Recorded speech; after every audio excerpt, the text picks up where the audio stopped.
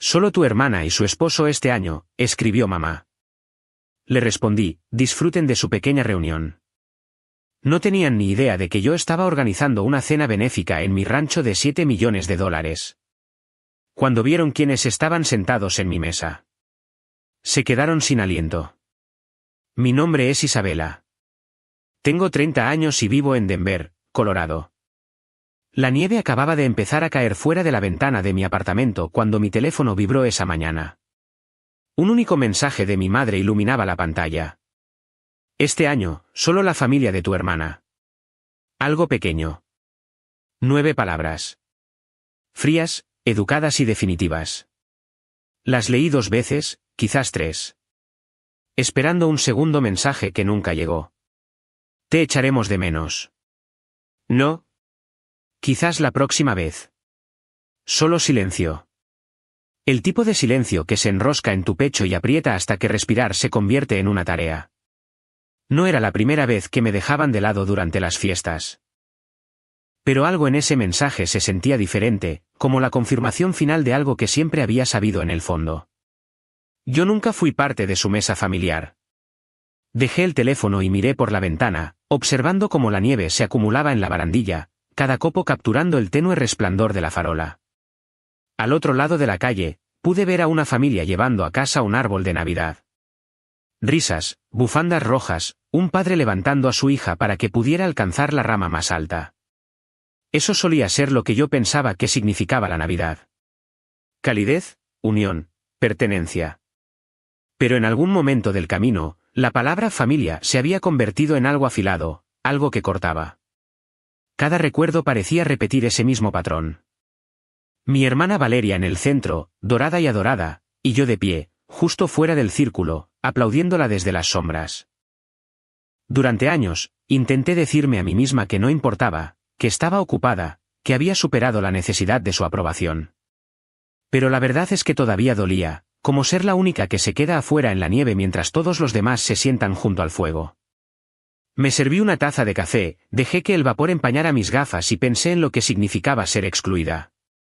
Quizás esta vez no tenía que esperar una invitación que nunca llegaría. Quizás podría construir algo nuevo, algo mío. La mayoría de la gente no sabe esto, pero hace 2 años, después de vender mi empresa, compré un rancho en Aspen.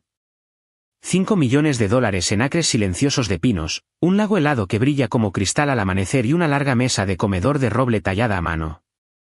La construí no para impresionar a nadie, sino porque quería un lugar donde la gente pudiera sentirse vista, bienvenida, segura.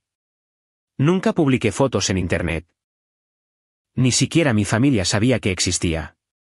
Hasta ahora, había sido mi mundo secreto, un recordatorio de que la vida podía ser hermosa incluso después del rechazo. Esa mañana, tomé una decisión. Si ellos querían hacerlo pequeño, yo lo haría más grande. Organizaría mi propia Navidad. No por venganza, no por aparentar, sino por todos los que alguna vez habían sido dejados fuera de la foto. Los primos que nunca eran invitados. Los amigos que no tenían a dónde ir. Aquellos a quienes se les había hecho sentir que no pertenecían. Este año, no me sentaría en silencio. Yo misma pondría la mesa. Así que volví a coger mi teléfono, no para responder a mi madre, sino para empezar una conversación completamente nueva. Un tipo diferente de familia, nacida de la amabilidad, no de la sangre. Mientras redactaba el primer mensaje, vi mi reflejo en el cristal. Tranquila, segura, ya no era la chica olvidada de Indiana, solo una mujer que finalmente se dio cuenta de que no necesitaba permiso para existir. Y quizás ahí es donde empieza mi historia, no con su rechazo, sino con mi decisión. Porque a veces, lo más poderoso que puedes hacer después de ser apartado es dejar de esperar un asiento y construir tu propia mesa. ¿Alguna vez te ha apartado tu familia y te has preguntado qué pasaría si, solo por una vez, te eligieras a ti mismo? Quizás ahí es donde empieza mi historia, en el momento en que dejé de esperar su aprobación. Pero para entender por qué ese mensaje de mi madre me golpeó tan fuerte, tienes que saber cómo era crecer en nuestra casa en Indiana, donde el amor no se compartía. Se clasificaba. Mi hermana Valeria era el sol de nuestra familia. Todo giraba en torno a ella. Su risa, sus trofeos, su pelo perfectamente rizado. Incluso el aire parecía cambiar cuando entraba en una habitación. Como si todo el mundo contuviera la respiración inconscientemente para que ella pudiera brillar más. Yo era solo la hermana de Valeria. Ese era mi nombre en la escuela, en la iglesia, incluso en las reuniones familiares. No Isabela, no yo. Solo una sombra, un pensamiento secundario, un punto de referencia para la gloria de otra persona. Recuerdo una Navidad cuando tenía 14 años, el año en que finalmente caló hondo. La nieve caía con fuerza afuera, de esa que silencia el mundo. Nuestra sala de estar brillaba con una suave luz dorada. Mamá había pasado días envolviendo regalos con cintas rojas y papel plateado. Valeria se sentó junto al árbol con su nuevo suéter verde, con los ojos muy abiertos mientras papá le entregaba una caja grande. Dentro había un portátil nuevo, elegante y plateado, el que ella había estado insinuando durante semanas. Toda la habitación aplaudió cuando lo encendió. La abuela dijo, «Te lo mereces, cariño». Mamá sonrió con orgullo, y yo me quedé allí esperando. No había una segunda caja, ni una cinta con mi nombre, solo un suéter doblado en el sofá a mi lado, una talla demasiado grande, con una etiqueta que decía oferta 40%. Mamá dijo, «No queríamos que te sintieras excluida». Y volvió a tomar fotos de Valeria. Me reí, fingí que estaba bien. Pero recuerdo mirar el reflejo de las luces del árbol en la ventana y darme cuenta de que en cada foto, yo nunca estaba realmente en la imagen. Solo estaba allí, borrosa en el fondo, sosteniendo la cámara o de pie demasiado a un lado. Esa noche, durante la cena, pusieron 2 mesas como siempre hacían, una para los adultos y otra para los niños. Valeria, por supuesto, se sentó con los adultos. A mí me dijeron que no había suficiente espacio, así que me apretujé entre mis primos más pequeños, cortándoles el pavo mientras las risas estallaban desde la mesa grande al otro lado de la habitación. Podía ver a mi madre sirviendo vino, a mi padre contando historias, a Valeria echándose el pelo hacia atrás, disfrutando del resplandor de todo. Y por un momento, pensé que quizás si sonreía lo suficiente, me invitarían a acercarme. Pero la invitación nunca llegó. No creo que nadie quisiera ser cruel. Eso es lo extraño del favoritismo. No siempre parece odio. Parece olvido. Olvidar mirar en tu dirección, decir tu nombre, hacer espacio para tu silla. Es el silencio lo que duele más que cualquier insulto. Y esa Navidad, mientras recogía los platos mientras Valeria abría otro regalo, me hice una promesa silenciosa, algún día, nunca más tendría que pedir un asiento en la mesa de nadie. En aquel entonces, no sabía lo que eso significaría. No sabía que me llevaría años, estados y una vida que tendría que construir desde cero. Pero sabía una cosa tan clara como la escarcha en esa ventana. Estaba harta de ser la hermana olvidada, la chica cuya luz nadie veía. Y quizás, sin darme cuenta, fue entonces cuando empecé a construir, no con ladrillos o dinero, sino con determinación. Cada fría Navidad desde entonces, cada sonrisa educada, cada estamos tan orgullosos de Valeria solo añadía otra capa a los cimientos de la mujer en la que me convertiría. La que ya no esperaba junto a la puerta a que nadie la llamara por su nombre. Esa promesa que hice a los 14 años me siguió durante mi adolescencia como un eco silencioso, un recordatorio de que si nadie más me veía, tendría que hacerme visible a mi manera.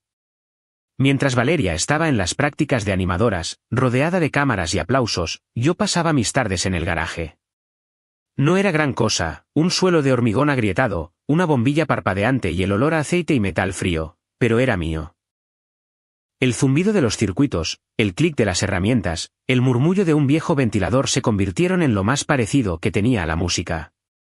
Me sentaba con las piernas cruzadas en el suelo, desmontando radios rotas y ordenadores desechados que la oficina de papá tiraba, volviéndolos a montar pieza por pieza hasta que volvían a la vida.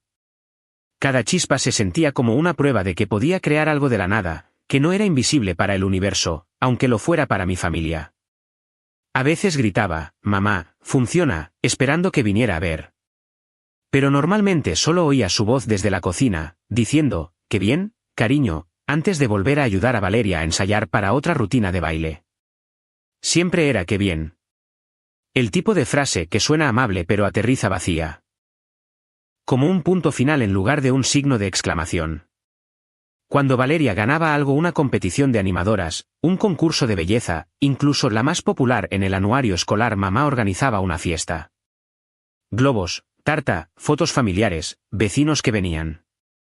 Pero cuando gané la feria de ciencias estatal, papá se olvidó de aparecer y mamá me envió un mensaje desde el coche. Muy orgullosa, cielo, no te olvides de dar las gracias a tus profesores. Eso fue todo. Ni cena, ni abrazo, ni siquiera una foto para recordarlo. Esa noche, me senté sola en el garaje, mi cinta azul junto a una placa base a medio construir. Afuera, las risas llegaban desde la sala de estar donde Valeria mostraba su nueva rutina de animadora a nuestros padres. Miré el resplandor opaco de la única bombilla sobre mí y me pregunté, ¿cómo puede la luz sentirse tan fría? Había pensado que el éxito cambiaría algo, que finalmente haría que me miraran. Pero todo lo que hizo fue resaltar lo lejos que estaba en realidad. Aún así, seguí construyendo. Ahorré cada dólar que gané arreglando viejos aparatos para los vecinos, radios, microondas, incluso cortadoras de césped. El señor Ramírez de al lado empezó a llamarme la pequeña ingeniera. Probablemente fue el primer adulto que me miró a los ojos y me dijo, «Eres buena en esto, niña». Llevé esas palabras como una armadura. Porque en casa, el silencio era más fuerte que cualquier elogio. El mundo de Valeria estaba pintado de colores, sus amigas venían con brillantes uniformes de animadora, el olor a laca y purpurina llenaba el pasillo. El mío eran tonos de gris, cables, humo de soldadura y el zumbido constante de una vieja radio sintonizada ligeramente fuera de frecuencia. Solía preguntarme qué se sentiría si alguien me mirara como papá miraba a Valeria cuando subía a un escenario. Oírle aplaudir y decir, «Esa es mi chica». Pero nunca lo oí. Y finalmente, dejé de esperarlo. El garaje se convirtió en más que un lugar. Era mi santuario, mi laboratorio, mi confesionario. Me quedaba allí hasta altas horas de la noche, con las manos cubiertas de grasa, los auriculares puestos, dibujando diagramas de circuitos en la parte de atrás de viejos cuadernos. A veces, cuando se hacía demasiado silencioso, me susurraba a mí misma, «¿Importas, Isabela? ¿Importas?» Solo para oír las palabras en voz alta, porque nadie más lo hacía. Una noche, Valeria irrumpió en el garaje, poniendo los ojos en blanco. ¿En serio sigues con eso? A nadie le importan tus cacharros de robots. Se rió, cogió un refresco de la estantería y se fue. Me quedé mirando la puerta vacía durante mucho tiempo después de que se fuera, su risa resonando por el pasillo. No pretendía ser cruel. Simplemente no entendía que, para mí, esas máquinas eran las únicas cosas que alguna vez me escucharon. La semana siguiente, mamá pasó 3 días preparando el banquete de animadoras de Valeria.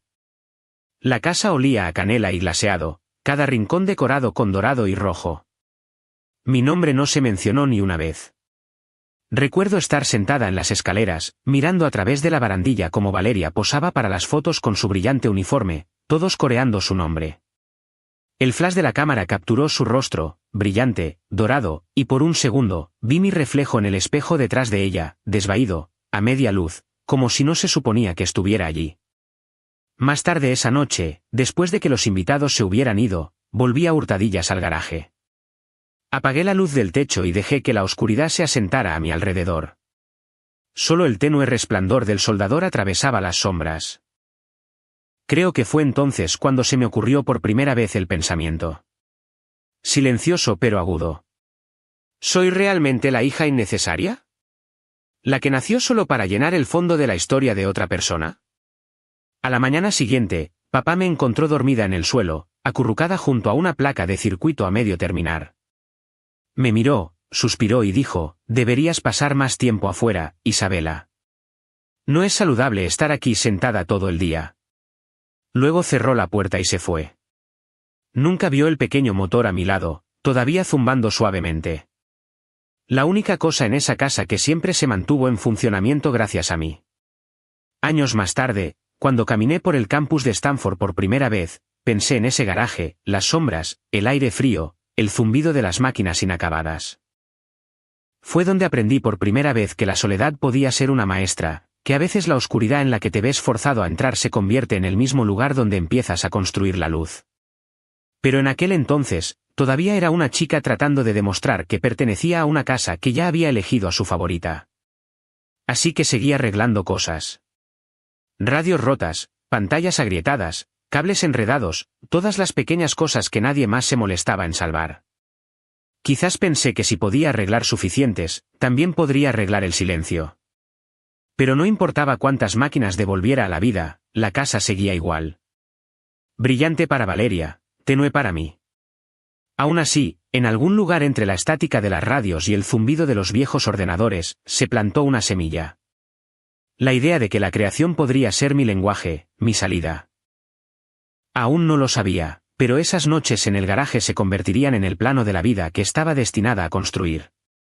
El tipo de vida en la que nadie podría volver a mirarme y decir, eres innecesaria. Cuando llegó la carta de aceptación de Stanford, al principio no parecía real. El sobre era grueso, nítido, con mi nombre impreso cuidadosamente en tinta negra, Isabela Castillo. Lo sostuve durante un largo momento antes de atreverme a abrirlo, temiendo que si respiraba demasiado fuerte, el sueño se desvanecería. Cuando finalmente desdoblé el papel y leí las palabras, felicitaciones. Nos complace ofrecerle una beca completa para la Universidad de Stanford, mi visión se nubló. Era el momento con el que todo niño sueña, la prueba de que todas esas noches en el garaje habían significado algo, que alguien, en algún lugar, finalmente me había visto. Corrí escaleras abajo, con el corazón acelerado, la carta en la mano. Mamá estaba sentada en la encimera de la cocina, mirando su teléfono mientras Valeria se probaba un nuevo atuendo para las fotos de graduación. Mamá, dije, sin aliento. Entré. En Stanford. Con una beca completa. Esperé a que su rostro se iluminara, el abrazo, las lágrimas, el orgullo. En cambio, frunció ligeramente el ceño y dijo, Stanford. Eso está en California, ¿no? Está muy lejos de casa. ¿Estás segura de que es práctico? Papá levantó la vista del periódico, se ajustó las gafas y añadió, es un vuelo largo, cariño. Quizás deberías considerar algo más cercano. La Universidad de Indiana tiene un gran programa, y podrías visitarnos los fines de semana. Me quedé allí, sosteniendo la carta, sintiendo cómo el aire se desinflaba a mi alrededor. Había esperado emoción, celebración, quizás incluso el tipo de caos orgulloso que Valeria siempre recibía cuando lograba algo, pero no hubo nada. Solo el sonido de Valeria tomando otra selfie en el fondo, su reflejo brillando en el espejo mientras yo permanecía invisible a su lado. Trabajé muy duro para esto, dije en voz baja. Es una de las mejores escuelas del país. Mamá sonrió educadamente. Claro, cariño.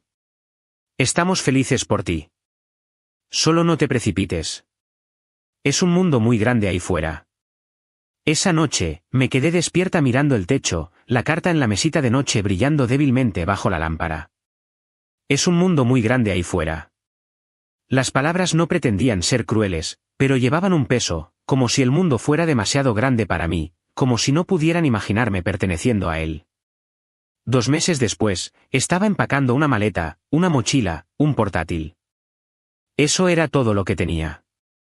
Valeria se mudaba a su casa de hermandad en Perdue y mamá la ayudaba a comprar decoración. Doblé mi ropa en silencio. El garaje, una vez mi refugio, ahora estaba vacío. Mis herramientas de soldadura estaban guardadas, los estantes desnudos. Todavía podía oler el ligero rastro de metal y aceite. El aroma de cada noche que había pasado tratando de demostrar que importaba. La mañana que me fui, apenas había salido el sol. Papá cargó mi única maleta en el maletero, suspirando como si fuera una tarea. Mamá me abrazó rápidamente, sus brazos rígidos, su perfume agudo y distante. Llámanos cuando llegues, dijo. Y escríbele a Valeria si necesitas algún consejo. Ella es buena con la gente. Esa última frase dolió más de lo que se dio cuenta. Mientras nos alejábamos de la casa, miré por la ventana los campos cubiertos de escarcha de Indiana. Hileras de rastrojos de maíz se extendían hasta el horizonte, pálidas e infinitas. Eso era el hogar, predecible, silencioso, pequeño. Presioné la frente contra el cristal y traté de imaginar California. Palmeras, luz del sol, el océano, un lugar donde nadie sabía quién era Valeria, donde no sería solo la hermana de alguien. Cuando el avión despegó, sentí que un extraño peso se desprendía de mi pecho. Bajo el zumbido de los motores, me di cuenta de que no solo estaba dejando un lugar, estaba dejando atrás una versión de mí misma. La que seguía esperando una aprobación que nunca llegaría. Aterrizar en California fue como entrar en un universo diferente. El aire era cálido, lleno de sal y promesa. El campus de Stanford parecía sacado de un sueño. Edificios de arenisca, patios bordeados de palmeras, estudiantes en bicicleta con cuadernos bajo el brazo. Por primera vez, no sentí que estuviera entrometiéndome. Se suponía que debía estar allí. Aún así, las primeras semanas fueron más difíciles de lo que esperaba. No conocía a nadie. Mi compañera de cuarto venía de una familia de médicos que le enviaban paquetes de cuidado cada semana. La mía me envió un mensaje que decía, no te olvides de estudiar. A veces, cuando el campus se quedaba en silencio por la noche, pasaba por el edificio de ingeniería y presionaba las manos contra el cristal, observando el brillo de las pantallas de los ordenadores en el interior. Echaba de menos el zumbido de mi garaje, la comodidad de construir cosas sola, pero también sabía que nunca volvería. Una tarde, después de una larga sesión de laboratorio, me senté bajo un árbol cerca del patio principal, con la misma carta de Stanford doblada en el bolsillo de mi chaqueta. La desdoblé de nuevo, trazando mi nombre con el pulgar. Isabela Castillo. Todavía parecía desconocido, como el nombre de alguien en quien aún no me había convertido del todo. Por primera vez, no me sentí como la hermana de Valeria. Me sentí como alguien que se había ganado su propio lugar en el mundo, aunque nadie en casa lo entendiera nunca. Esa noche, escribí en mi diario, el hogar no es donde naces. Es donde te ven. Y aunque no lo sabía entonces, esa única línea me guiaría durante años a través de cada contratiempo, cada silencio, cada victoria. Cuando llegaron las vacaciones de invierno, mis compañeros hablaban emocionados de volar a casa por Navidad. Les dije que me quedaría en el campus. ¿No echas de menos a tu familia?, preguntó una chica. Sonreí y dije, echo de menos la idea de ellos. Mientras veía el campus vaciarse y las luces parpadear en los pasillos vacíos de los dormitorios, sentí que volvía ese viejo dolor, el que comenzó años atrás junto a un árbol de Navidad en Indiana. Pero esta vez, no me vació por dentro. Me alimentó, porque me di cuenta de algo crucial. Había cruzado una línea que nunca podría descruzar. La chica que una vez esperó permiso había salido al mundo por su cuenta. Y aunque todavía llevaba la herida de no ser vista, también llevaba la primera chispa de algo más fuerte, el conocimiento de que podía construir una vida que nadie podría quitarme. La casa que dejé atrás era pequeña, predecible y llena de puertas cerradas. Stanford era lo contrario, amplio, dorado, abierto. Y en algún lugar entre esos dos lugares, entre el silencio helado de Indiana y la cálida luz de California, empecé a entender cómo se sentía realmente la libertad. No era ruidosa ni grandiosa. Era silenciosa, como exhalar después de años conteniendo la respiración. California me enseñó lo que era la libertad, pero también me enseñó lo que significaba sobrevivir. Después de la graduación, el sueño de Stanford se convirtió rápidamente en la realidad del alquiler, las facturas y la incertidumbre sin fin. Me quedé en Palo Alto un tiempo, haciendo trabajos esporádicos solo para mantener las luces encendidas, cafeterías, turnos de soporte técnico, incluso dando clases particulares de matemáticas a chicos de secundaria los fines de semana. El apartamento que alquilé no era realmente un apartamento. Era más como un armario con una ventana. La cama era un colchón de aire, la cocina una placa eléctrica y un fregadero que siseaba cada vez que abría el grifo. La mayoría de las noches comía fideos instantáneos y trabajaba bajo el pálido resplandor de una lámpara de escritorio de segunda mano. Hubo semanas en las que no podía permitirme comprar comida, así que me ofrecí como voluntaria en un laboratorio local para tener acceso a comidas gratuitas de la cafetería. El guardia de seguridad solía bromear diciendo que vivía en el laboratorio, y en cierto modo, no se equivocaba. Me quedaba hasta las 2, a veces las 3 de la mañana, soldando cables, dibujando diagramas, escribiendo código en ordenadores prestados. No sabía exactamente qué estaba construyendo, pero sabía que quería hacer algo que importara, algo que pudiera sobrevivir al silencio en el que crecí. Al principio, intenté solicitar trabajos en empresas de tecnología, enviando cientos de currículums. Nadie me llamó. Mi título parecía impresionante, Pero no tenía conexiones, mentores ni un apellido que abriera puertas. Una noche, después de otro correo de rechazo, bajé al pequeño restaurante cerca de mi apartamento y pedí el café más barato que tenían. La camarera, una mujer mayor llamada Marta, me rellenó la taza sin preguntar y dijo: «Pareces alguien que va a montar su propio negocio algún día». La gente que ha sido pasada por alto suele hacerlo. Sonreí, pero no le creí entonces. No fue hasta meses después que sus palabras volvieron a mí. Había estado ayudando al tío de un compañero de clase a reparar un software de seguimiento para las cadenas de suministro de hospitales durante la temporada de gripe. Era torpe, ineficiente y anticuado. Cada minuto de retraso significaba consecuencias reales para los pacientes.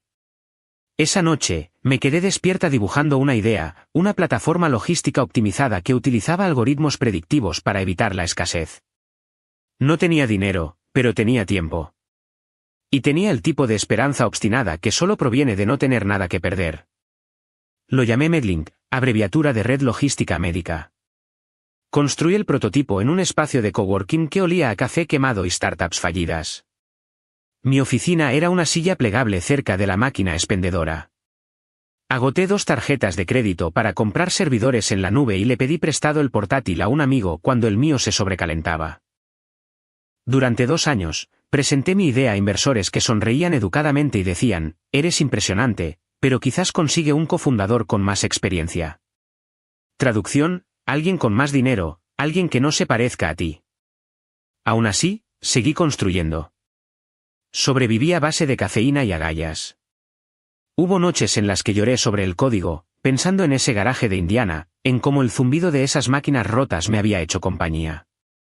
Ahora era el zumbido de los servidores lo que llenaba el silencio. Cada contratiempo se convirtió en otro ladrillo en el muro que estaba construyendo entre quién era y en quién me estaba convirtiendo. Luego llegó la pandemia. De la noche a la mañana, el mundo se congeló. Pero los hospitales no. Estaban desesperados por cadenas de suministro más rápidas, mejor seguimiento, más eficiencia. Y de repente, Medlink no era solo una pequeña startup. Era el salvavidas que la gente necesitaba. Nos asociamos primero con clínicas locales, luego con grandes hospitales, luego con estados enteros. Los pedidos llegaban más rápido de lo que podíamos manejar. Durante meses, dormí en la oficina usando mi chaqueta como almohada. Pero por primera vez, no estaba sobreviviendo. Estaba liderando. A finales de ese año, Medlink se había expandido a 30 estados, gestionando miles de entregas al día. Inversores que una vez me ignoraron ahora rogaban por programar reuniones. Y una mañana, me desperté con un correo electrónico de un importante conglomerado de atención médica que ofrecía un acuerdo de adquisición, $120 millones. Miré el número durante mucho tiempo. No parecía real. Había construido algo de la nada, algo que el mundo ahora valoraba más de lo que nunca pensé que me valoraría a mí. Esa tarde, cuando se firmó el contrato, mi nombre apareció en una pequeña columna en el sitio web de Forbes, Forbes 30 Under 30, Innovación en Salud. Isabela Castillo, fundadora de Medlink. No lloré. Ni siquiera sonreí.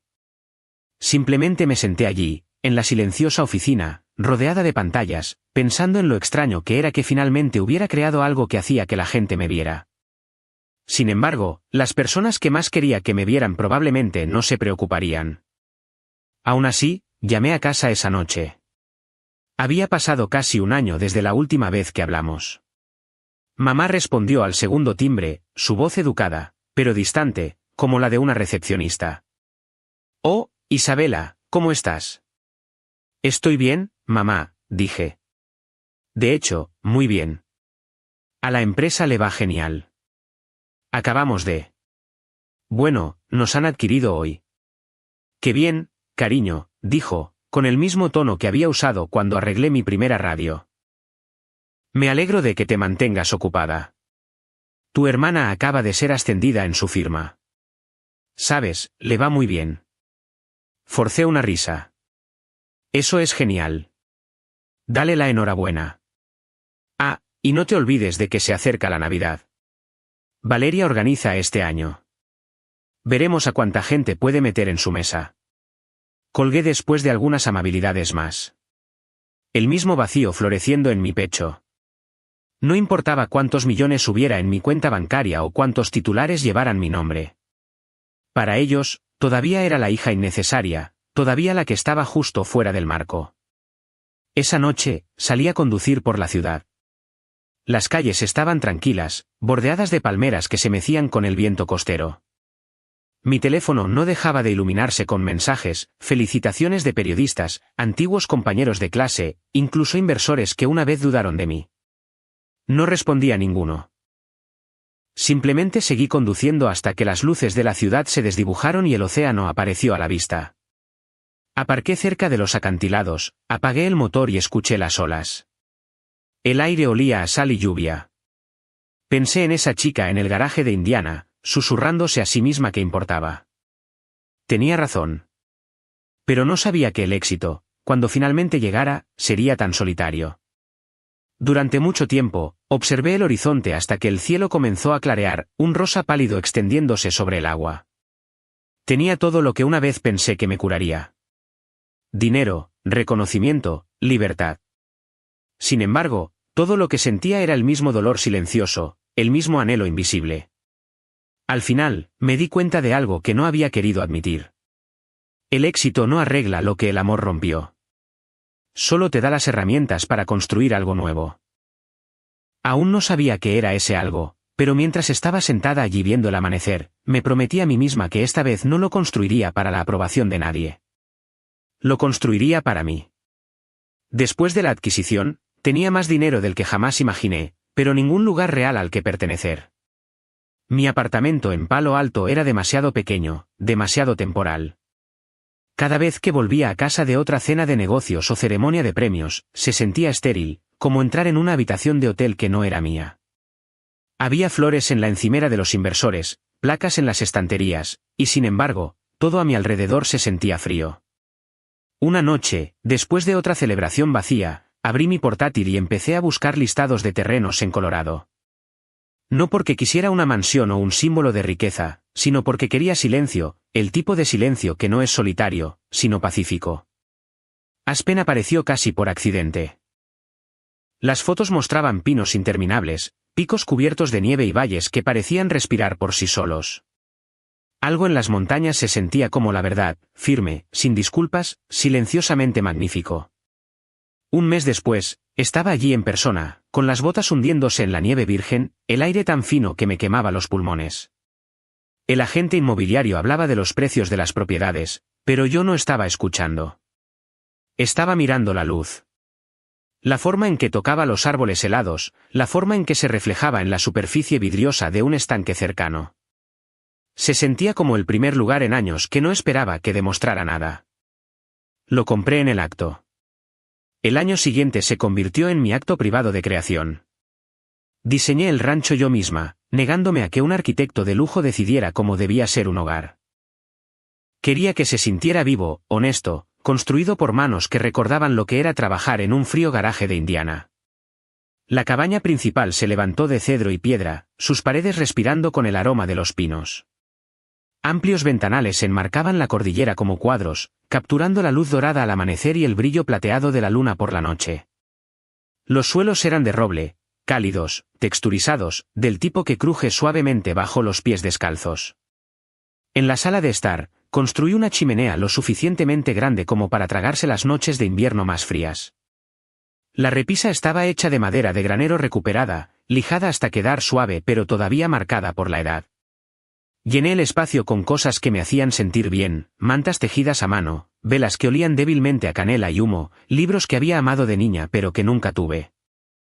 Y en el centro de todo, bajo el techo abovedado y el suave resplandor del candelabro, coloqué una mesa, no cualquier mesa, una larga y sólida pieza de nogal de 12 pies de extremo a extremo, tallada por un artesano local. Tardó 3 meses en hacerse. Cada nudo en la madera contaba una historia. Cuando pasé los dedos por ella por primera vez, pensé en todos los años que me habían dicho que no había suficiente espacio para mí. Esta mesa era la respuesta. Tenía espacio para todos. Afuera, construí un porche envolvente donde la nieve se acumularía en suaves montículos y un camino de piedra que conducía a un pequeño invernadero. Había un estanque que se congelaba en invierno, perfecto para patinar sobre hielo. Y en verano, brillaba como cristal, reflejando el azul infinito.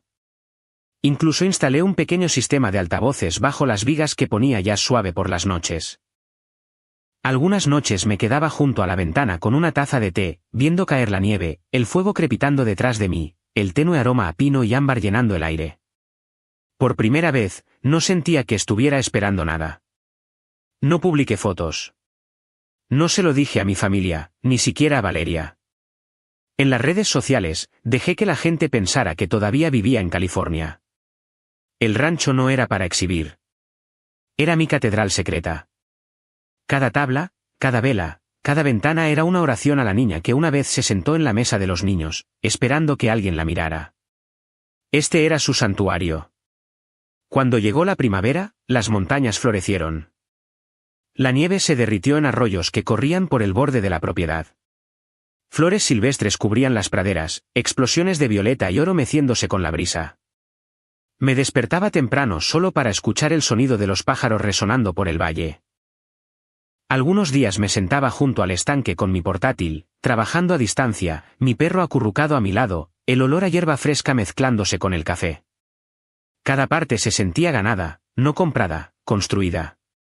Una tarde, mientras el sol comenzaba a ponerse, todo el cielo se volvió de un color oro rosa.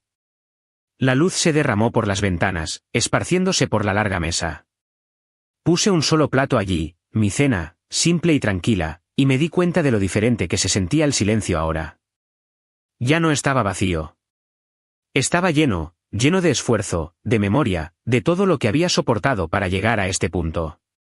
Pensé en mi familia, en todas las navidades pasadas viendo a Valeria desenvolver regalos mientras yo recogía los platos. Durante años, creí que si tan solo podía tener suficiente éxito, quizás me dejarían sentarme a su lado. Pero mientras la luz del fuego parpadeaba contra las paredes, finalmente entendí algo. No necesitaba sentarme en su mesa. Había construido la mía propia. El mundo exterior estaba cubierto de blanco. Salí al porche envuelta en una manta de lana y miré al cielo. Las estrellas eran nítidas e interminables, más brillantes de lo que tenían derecho a ser. El frío me mordía las mejillas, pero no me importaba. Por primera vez en mi vida, no era la niña olvidada, la hermana, la extraña. El rancho brillaba detrás de mí, cálido y vivo, la mesa en su corazón brillando suavemente a la luz del fuego. Sonreí para mis adentros, sintiendo el aire de la montaña llenar mis pulmones, y susurré en la noche. Ya no era la extraña. La primera nevada de diciembre llegó temprano ese año, cubriendo el rancho con una quietud plateada y silenciosa. Acababa de terminar de colgar una guirnalda de luces a lo largo del porche cuando mi teléfono vibró. Era una notificación de un chat grupal, el de nuestra familia. El nombre no había cambiado en años, Navidad Familia Castillo. Dudé antes de abrirlo, ya sabiendo lo que encontraría. Efectivamente, el mensaje de mi madre estaba en la parte superior, este año, solo la familia de Valeria. Algo pequeño. Me quedé mirando esas mismas 8 palabras, las que una vez me habían cortado como un cristal. Había construido una vida entera, un mundo entero, tratando de superarlas.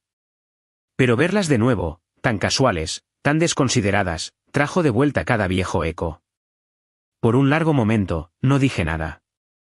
Solo vi caer la nieve fuera de mi ventana, cada copo capturando la luz de las linternas de la cabaña. Luego hice algo que no había hecho en años. Llamé a Raquel. Raquel era mi prima, 2 años mayor que yo. Habíamos sido cercanas de niñas, robando galletas en casa de la abuela, susurrando bromas debajo de la mesa de Navidad, pero la vida nos había separado. Su último mensaje había sido hace casi 5 años, un simple espero que estés bien. Cuando contestó, su voz se quebró un poco por la sorpresa. Isabela. Dios mío, no pensé que todavía tuvieras mi número. Sonreí débilmente. Supongo que sí. ¿Cómo has estado? Intercambiamos pequeñas charlas al principio, trabajos, ciudades, las cosas educadas que la gente dice cuando no está segura de por dónde empezar. Pero luego suspiró y su tono se suavizó. Así que, supongo que también recibiste el mensaje de Navidad, ¿verdad? Se me encogió el pecho. ¿Te refieres a? Sí, dijo con amargura. Aparentemente, este año solo son Valeria y su familia. Algo pequeño. Mamá está furiosa. La abuela ni siquiera lo sabe todavía. Se le va a romper el corazón. No es. Me hundí en el sofá, sintiendo una mezcla de incredulidad y reconocimiento. Pensé que quizás era solo yo, que ellos. No, Isa, interrumpió, su voz temblando. No eres solo tú. Somos todos. El tío Elías, la tía Ana, incluso los gemelos. Ninguno de nosotros recibió una invitación. Dijeron que hay demasiada gente, pero ya sabes lo que eso significa. Ambos nos quedamos en silencio por un momento, escuchando la estática de la línea. En algún lugar de fondo, oí a Raquel sorber la nariz. La abuela dijo que nunca había visto una Navidad tan pequeña. Me dijo anoche que se sentía borrada. Esa palabra quedó flotando en el aire. Borrada. Eso era exactamente. No se trataba de distancia o logística. Se trataba de ser invisible en una familia que elegía quién importaba. Cuando finalmente colgamos, me senté en el tenue resplandor del fuego, el sonido del viento rozando las ventanas. La nieve seguía cayendo, pesada e implacable. Pero por una vez, no se sentía sofocante. Se sentía purificadora, como si estuviera cubriendo algo viejo y podrido, haciendo espacio para algo nuevo. Esa noche, no pude dormir. Seguía pensando en la voz de Raquel, en la tristeza de la abuela, en todas las personas que habían sido silenciosamente apartadas año tras año. Los que siempre llevaban regalos que nadie abría, que llegaban temprano y se iban tarde, limpiando después de todos los demás. Me di cuenta de algo entonces. Esta no era solo mi historia. Era nuestra historia. Y quizás, solo quizás, yo podría cambiar cómo terminaba. A la mañana siguiente, preparé café, me senté junto a la ventana y empecé a llamar. El primero fue el tío Elías. Se rió cuando escuchó mi voz. Vaya, si no es el fantasma de la familia. Pensé que te habías mudado a Marte. Casi, dije, sonriendo. Escucha, Elías, ¿te invitaron a Navidad este año? La pausa me lo dijo todo. No. Solo Valeria y su equipo. ¿Por qué? Porque, dije en voz baja, estoy planeando algo diferente este año. En mi casa. En Aspen. Sin reglas, sin favoritos. Todos son bienvenidos.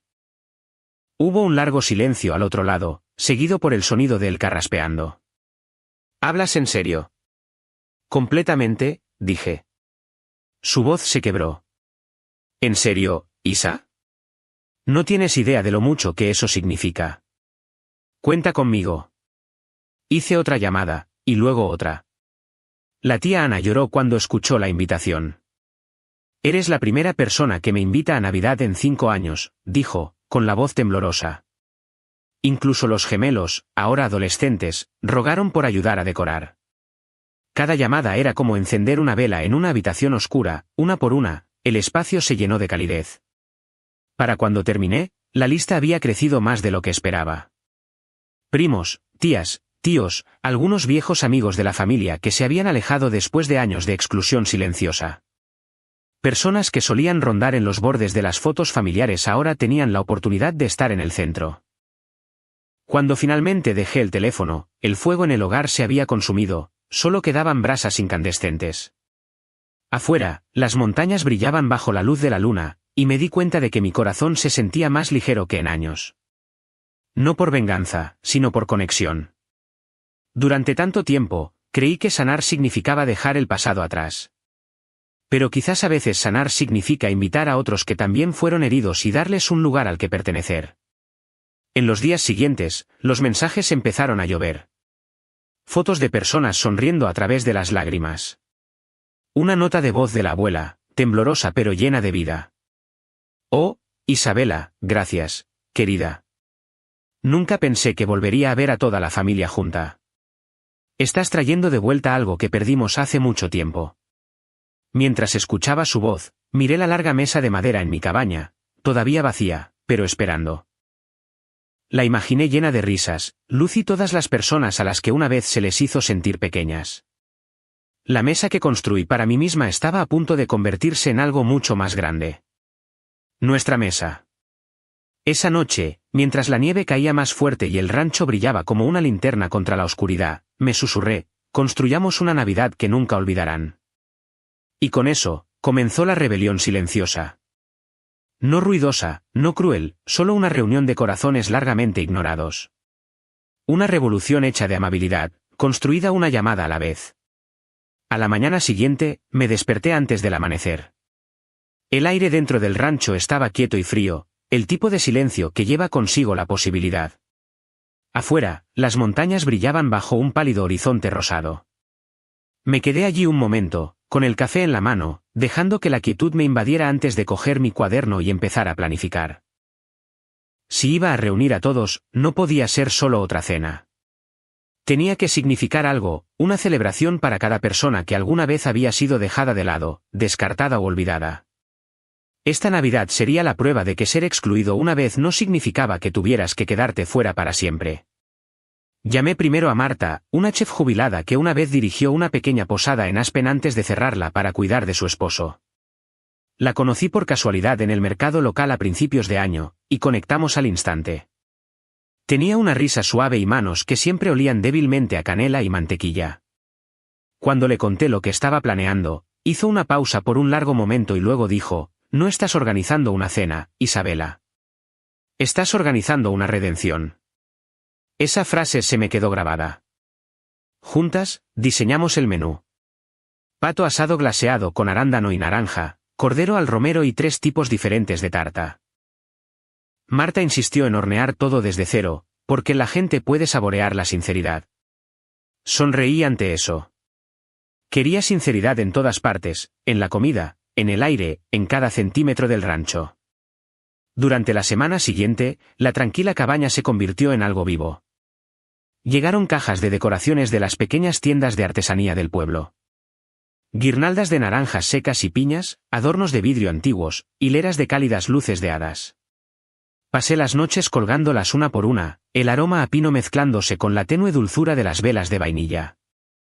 La chimenea ardía constantemente, llenando la cabaña con un suave resplandor dorado. Cuando nevaba afuera, parecía que el mundo mismo estaba envuelto en quietud y luz. Quería que cada invitado se sintiera visto. Así que empecé a crear regalos personalizados, cosas pequeñas y sencillas que llevaban un significado. Para Raquel, encontré una vieja foto Polaroid de nosotras de niñas sentadas bajo el árbol de Navidad de la abuela y la enmarqué con una nota que decía: algunos recuerdos merecen volver a casa. Para el tío Elías, que amaba la carpintería pero nunca tuvo sus propias herramientas, compré un juego grabado con sus iniciales. Para la abuela, encargué a un artista local que pintara la granja de su infancia a partir de una vieja foto en blanco y negro. Cada regalo era como un fragmento de mi pasado, fragmentos que finalmente estaba volviendo a ensamblar en algo completo. Por la noche, me sentaba junto a la ventana envolviendo cada regalo, el papel crujiendo suavemente, la nieve susurrando contra el cristal.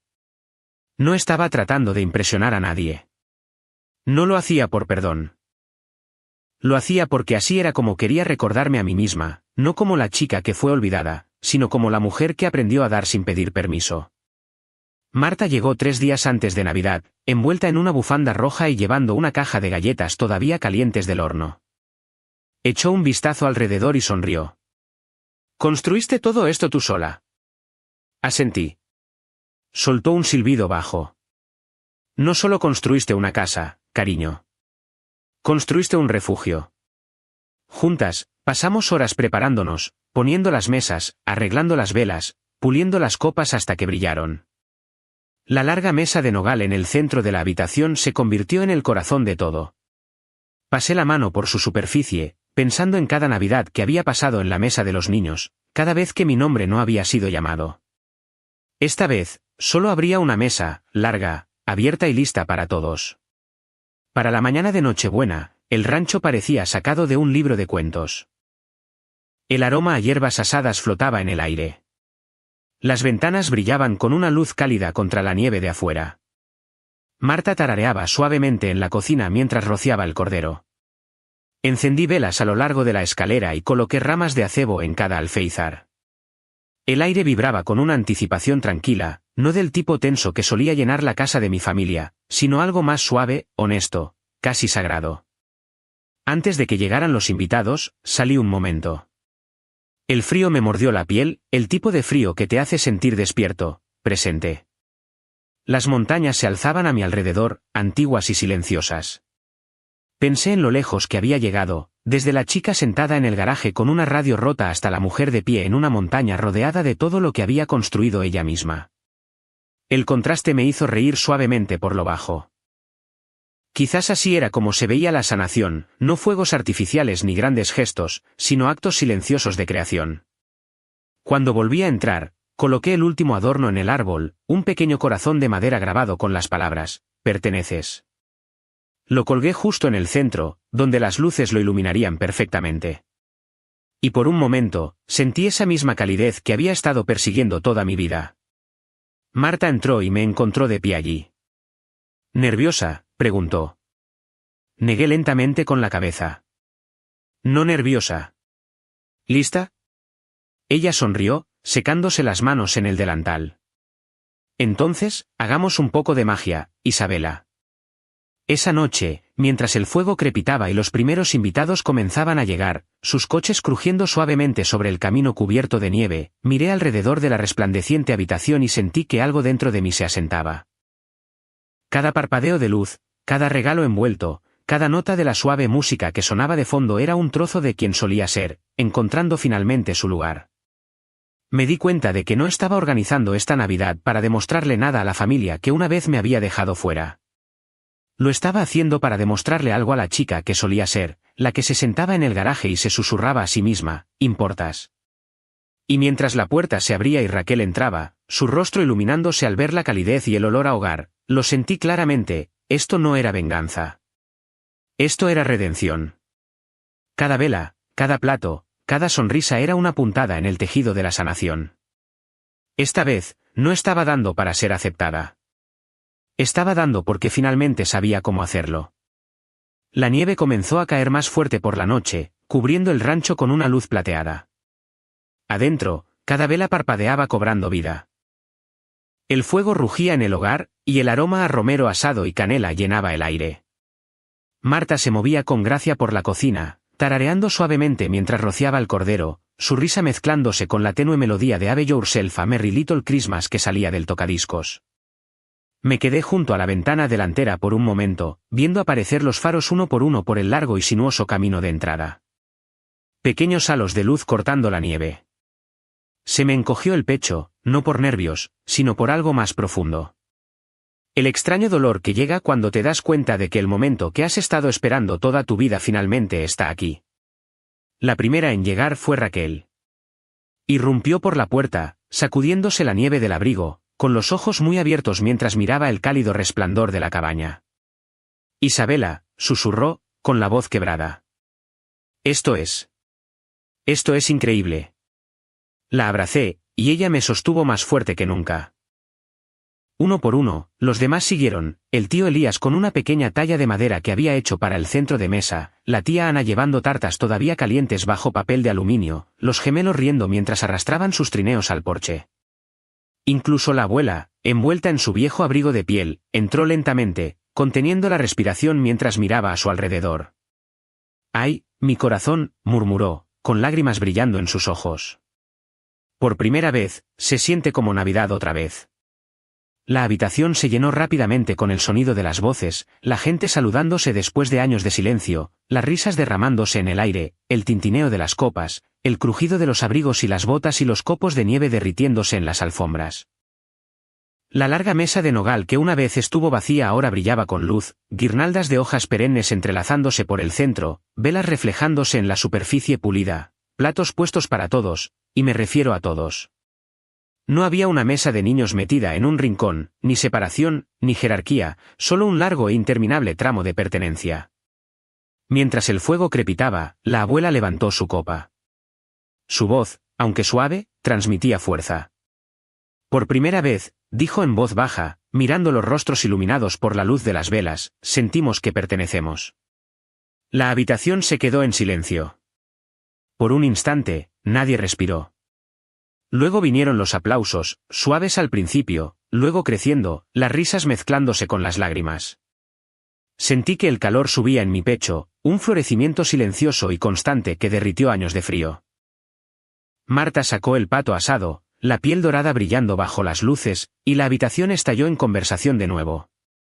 La gente pasaba los platos, servía vino, compartía historias de viejas navidades, buenas y malas. Alguien jugueteó con el tocadiscos hasta que las suaves notas de Noche de Paz llenaron el aire. Sin que nadie lo pidiera, las voces comenzaron a unirse, una por una al principio, luego todas juntas. La voz de Raquel era delgada pero temblaba de emoción. La abuela cantaba en armonía, con sus manos entrelazadas con las mías. Noche de paz, noche de amor. La canción se extendió por la casa como una oración. Por un momento, todos los años de abandono, la amargura, la soledad pareció disolverse en el aire. Todo lo que quedaba era calidez, del tipo que se filtra en tus huesos y se queda allí. Miré alrededor de la mesa y me di cuenta de algo casi imposible. Cada persona estaba sonriendo. No las sonrisas educadas de las reuniones forzadas, sino del tipo que nace de la paz. A mitad de la canción, noté que la abuela buscaba mi mano de nuevo. «¿Tú hiciste esto, Isabela?», susurró. «¿Nos trajiste de vuelta?». Quise responder, pero se me hizo un nudo en la garganta. Todo lo que pude hacer fue asentir, con las lágrimas deslizándose por mis mejillas. Por primera vez en mi vida, no me sentía como una invitada en la mesa de otra persona. Me sentí vista, completa, finalmente vista. Después de la cena, Raquel se levantó para tomar una foto, todos nosotros juntos, lado a lado, con el fuego detrás y la nieve arremolinándose fuera de la ventana. La envió al antiguo chat grupal de la familia, el que mamá había usado para enviar ese mensaje semanas antes. En cuestión de minutos, aparecieron los puntos de escritura. Mamá escribiendo, papá escribiendo, Valeria escribiendo. Luego, una por una, aparecieron las reacciones. Un emoji de corazón. Luego otro, y otro. El chat grupal, muerto durante años, comenzó a volver a la vida. Pero no se detuvo ahí. Alguien compartió la foto en Facebook, etiquetando a todos. En cuestión de horas, los comentarios comenzaron a llegar. ¡Qué hermosa Navidad! Esto parece alegría. Se puede sentir el amor en esa foto. A la mañana siguiente, cuando abrí mi teléfono, vi que incluso personas de nuestro antiguo pueblo en Indiana la habían compartido. La foto se había extendido como la pólvora, no por la fama o la extravagancia, sino por algo real. Se podía ver en cada rostro alrededor de esa mesa, la luz, la risa, la redención. Esa noche, después de que todos se hubieran ido a la cama, me quedé despierta junto al fuego. Las velas se habían consumido, y el aire estaba impregnado del olor a pino y sidra. Miré la mesa ahora, cubierta de migas, copas medio vacías y cera derretida, y sentí que algo profundo dentro de mí se asentaba. Durante años, perseguí el éxito, pensando que llenaría el vacío de no ser vista. Pero sentada allí, rodeada de los restos de la Navidad más genuina que jamás había conocido, me di cuenta de que no fue el éxito lo que sanó la herida. Fue la conexión. El acto de dar, de crear espacio para otros que habían sido dejados atrás, como yo. El fuego crepitó suavemente, lanzando chispas al aire. Me recliné en mi silla y sonreí a través de las silenciosas lágrimas. Por primera vez en mi vida, la niña que una vez se sentó en la mesa de los niños no estaba esperando que la llamaran. Ella había llamado a todos los demás. Y esta vez, nadie se quedó afuera. La mañana después de la cena, el rancho estaba bañado en una suave luz blanca. La nieve todavía caía suavemente afuera, y el olor a café y canela persistía en el aire. Los invitados se despertaban lentamente, sus risas resonando débilmente por el pasillo. Estaba de pie junto a la ventana de la cocina, sosteniendo una taza con ambas manos, viendo cómo la luz se extendía por las montañas. Debería haber sido perfecto, pacífico, silencioso, completo.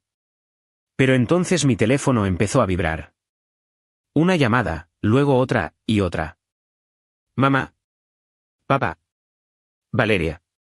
Sus nombres aparecieron uno tras otro en la pantalla, una y otra vez, hasta que finalmente suspiré y contesté. Hola. La voz de mamá llegó aguda y rápida, como siempre que se sentía acorralada. Isabela, ¿Qué demonios has hecho? Fruncí el ceño. ¿A qué te refieres? No te hagas la inocente, espetó. Sabes exactamente a qué me refiero. Esa foto por todas las redes sociales. Todo el mundo está hablando de ella. Tus primos, tus tías, incluso gente de la iglesia. Has hecho que parezca que excluimos a todos. ¿Tienes idea de lo humillante que es? Parpadeé, atónita. Por un momento, ni siquiera pude encontrar las palabras. Hecho que parezca, repetí en voz baja. Mamá, excluisteis a todos. Lo dijiste tú misma, algo pequeño. Hubo una pausa, y luego la voz de papá intervino, áspera y a la defensiva. Ese mensaje era privado, Isabela. No tenías que convertirlo en un espectáculo. Siempre has tenido una inclinación por el drama. Ahora has avergonzado a tu madre y a esta familia delante de todo el pueblo. Algo en mí tembló, no de miedo, sino de incredulidad. Yo os he avergonzado, dije en voz baja. Todo lo que hice fue invitar a personas que estaban heridas. Yo no publiqué nada, lo hizo Raquel. Y todo el mundo sabe que fue en tu rancho, interrumpió mamá. Planeaste todo esto para hacernos quedar mal. ¿Cómo pudiste ser tan? Su voz se quebró, pero no de tristeza, sino de ira, del tipo que esconde la culpa detrás del control. Me giré lentamente hacia la sala de estar, donde la abuela estaba sentada junto al fuego, con su bastón apoyado en el sillón. Me miró con ojos amables y sabios. No tuve que decir nada. Ella simplemente asintió. Mamá, dije, con voz firme. Te voy a poner en altavoz. Hubo una pausa. ¿Qué? ¿Por qué? Pero ya había presionado el botón. Adelante, dije en voz baja. La abuela está aquí. El silencio que siguió fue tan profundo que pude oír el crepitar del fuego. Entonces la abuela habló, su voz tranquila pero cortante, cada palabra llevando el peso de décadas. Linda, dijo, usando el nombre de mi madre por primera vez que recordaba. Te he escuchado hablar así desde que Isabela era una niña. Cada año has encontrado formas de hacerla pequeña para que Valeria pudiera brillar más. Y te has convencido de que eso era amor. Madre, esto no es asunto tuyo. Oh, es exactamente asunto mío, interrumpió la abuela, con tono firme. Porque he visto a esta familia pudrirse desde dentro, pretendiendo que el favoritismo era tradición. Pretendiendo que la crueldad era simplemente como son las cosas. Isabela no te humilló, querida. Expuso la verdad, una verdad que construiste con tus propias manos. Mamá jadeó. Eso no es justo. La abuela se inclinó hacia adelante, su voz alzándose, temblando de convicción. ¿Justicia? Si la justicia existiera, ella no habría tenido que construir una mesa nueva. Las palabras golpearon como un trueno. Incluso el fuego pareció callarse. Nadie habló por un largo momento. Sentí que se me hacía un nudo en la garganta. Me ardían los ojos. Me di la vuelta, fingiendo remover el café solo para no tener que secarme las lágrimas delante de ella. Papá carraspeó. Esto es ridículo, murmuró. Hicimos lo mejor para ambas chicas. No, dijo la abuela bruscamente. Hicisteis lo mejor para una. La otra aprendió a sobrevivir con las migajas, y convirtió esas migajas en oro mientras no estabais mirando. La línea volvió a quedar en silencio. Podía oír la respiración temblorosa de mamá. Estás tergiversando todo, susurró. Queremos a Isabela. La abuela suspiró, su voz suavizándose, pero no menos firme. La queréis cuando es conveniente. Pero el amor no se supone que haga un hijo invisible. Y ahora que ella está de pie en su propia luz, no podéis soportar el reflejo. Por primera vez, escuché algo nuevo en el silencio de mamá. No ira, no orgullo, sino confusión. Del tipo que llega cuando la verdad finalmente atraviesa la negación. Ella no respondió. Tampoco papá. Tragué saliva, sintiendo el peso de los años presionando mi pecho. No construí este lugar para herir a nadie, dije finalmente. Solo quería una Navidad donde todos se sintieran como si pertenecieran. Eso es todo lo que siempre quise, pertenecer.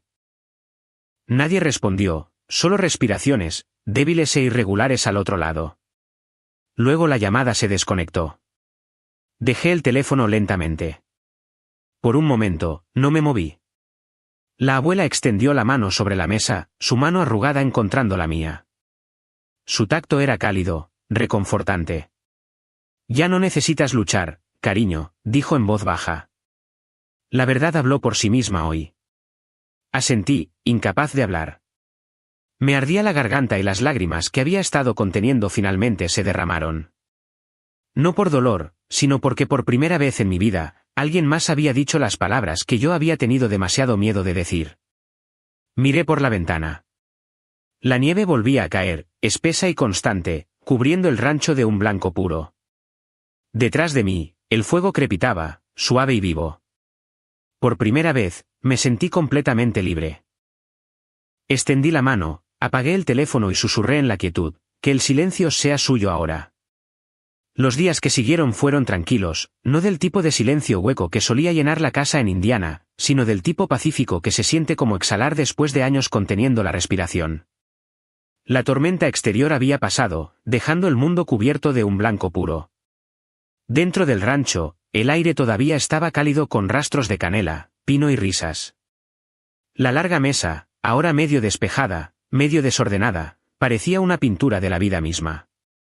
Tazas de café dejadas a mitad de una conversación, servilletas arrugadas junto a velas derretidas, las secuelas de la pertenencia.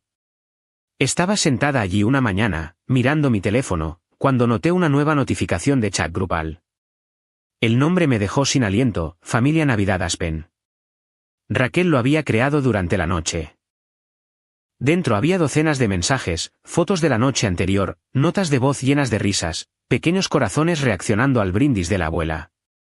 Alguien había escrito, no nos sentíamos tan unidos en años. Otro dijo, podemos hacer de esto nuestra nueva tradición.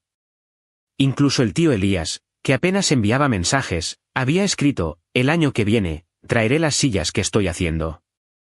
Esa mesa merece crecer. Sonreí, leyendo cada mensaje. No era solo un chat. Era una prueba, la prueba de que la sanación podía extenderse. Que cuando una persona se atreve a construir algo a partir del dolor, otros encuentran refugio en ello también. Unos minutos más tarde, llegó un mensaje privado de Raquel. No solo organizaste la Navidad, Isa. Nos devolviste a nuestra familia. Y otro de la abuela. Has hecho lo que siempre recé. Has convertido su herida en un hogar. No respondí de inmediato. Solo me quedé mirando las palabras, sintiendo que las lágrimas subían de nuevo, pero esta vez no picaban. Se sentían cálidas, purificadoras. Por la tarde, los invitados se habían ido. Marta me abrazó al despedirse, prometiendo volver el año que viene, me invites o no. Me reí, viendo su coche desaparecer por el camino nevado, su bufanda roja ondeando al viento. El rancho volvió a su ritmo suave. El crujido de los suelos de madera, el tenue crepitar de las brasas, el susurro de la nieve contra las ventanas. Pero un pensamiento persistía. Mis padres, Valeria. Durante días, intenté alejarlo, diciéndome que el silencio era suficiente, que no les debía nada. Pero la sanación, estaba aprendiendo, no se trata de ganar. Se trata de cerrar el círculo. Así que, una semana después, escribí un mensaje. Corto, simple. Cena el sábado a las 6 de la tarde. Solo nosotros.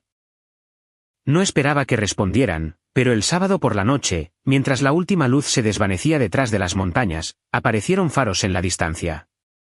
3 pares. Se me encogió el corazón. Cuando entraron, el aire cambió, incómodo al principio, cuidadoso. Mamá miró a su alrededor, sus ojos captando el brillo de las velas, las guirnaldas que aún colgaban de las vigas. Es precioso aquí, dijo en voz baja. Papá asintió, pero no dijo nada.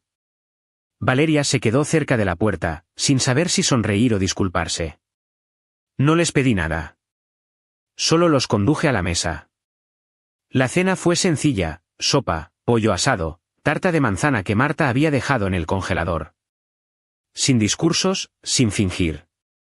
La conversación fue vacilante al principio, Comentarios sobre la nieve, la vista, la comida. Pero luego, lentamente, algo cambió. Las pausas entre frases se acortaron, las sonrisas se volvieron más reales. Por primera vez, no me hablaban a mí. Hablaban conmigo. Mamá finalmente dejó su tenedor. Sus manos temblaban ligeramente. «Has construido algo especial, Isabela», dijo, con voz baja. No creo que nunca entendiéramos cuánto dábamos por sentado.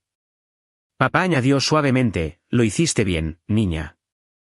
No fue la disculpa de los libros de cuentos, sin lágrimas, sin confesiones dramáticas, pero fue honesto, y eso fue suficiente. Cuando se fueron, Valeria me abrazó en la puerta. Solía pensar que intentabas competir conmigo, dijo, con los ojos brillantes. Ahora veo que solo intentabas encontrar la paz. Sonreí débilmente. Quizás ambas cosas. Después de que se fueran, me quedé en el porche, la nieve cayendo suavemente a mi alrededor. El mundo estaba en silencio de nuevo. El tipo de silencio que se siente ganado. Dentro, la mesa brillaba a la luz del fuego. La misma mesa que una vez había simbolizado la soledad, ahora resplandecía con el recuerdo de la risa y la sanación. Me serví una taza de té, me senté y abrí mi diario. La pluma flotó sobre la página por un momento antes de que comenzara a escribir. Este año, no fui invitada a la mesa familiar, así que construí la mía propia. Y cuando estuvo lista, la abrí a todos los que necesitaban un lugar al que pertenecer. Dejé la pluma, cerré el cuaderno y miré la nieve caer, constante y suave, más allá de la ventana. La luz del fuego parpadeaba contra el cristal, reflejando un rostro que finalmente reconocí. No el de la chica que una vez esperó junto a la puerta, sino el de la mujer que había aprendido que el amor no necesita permiso. Porque la verdad es que no necesitas la aprobación de nadie para tener valor. Y las heridas que una vez te marcaron no son el final de tu historia. Son el combustible que te enseña a construir algo nuevo. Afuera, la nieve seguía cayendo, borrando viejas huellas y dejando solo blanco, una página en blanco. Una promesa silenciosa. Y dentro de ese silencio, sonreí, sabiendo que, por primera vez, la mesa, mi mesa, siempre estaría llena.